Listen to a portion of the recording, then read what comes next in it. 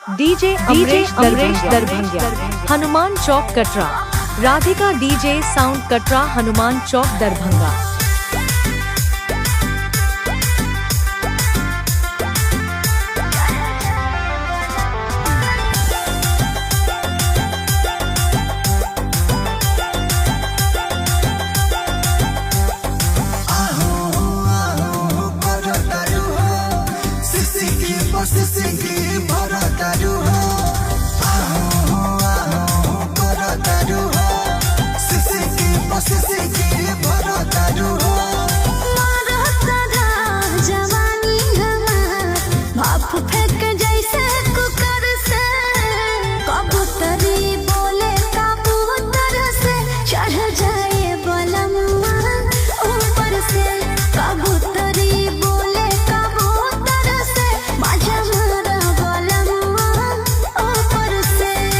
DJ Amresh दरभंगिया, हनुमान चौक कटरा।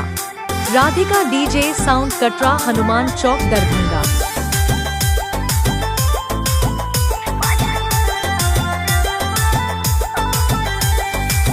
चूहा प्रेम के दौड़ा ताटे, बढ़ गइल परेशानी हो।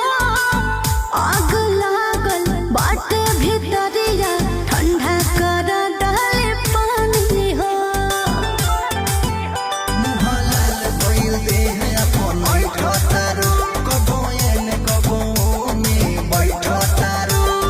आदत से हम बनी लाचार, चापा कोरा में सुपर से।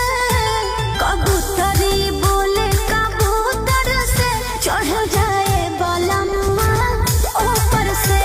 कबूतरी बोले कबूतर से, मजा मारा बलम्मा ऊपर से।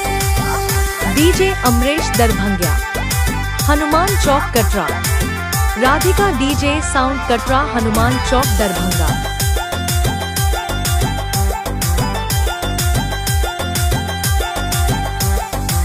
चपकला फेरी कोल जैसे, चपका हमसे राजा हो। सट के सूता तू सारी रतिया, लेत रहा मजा हो।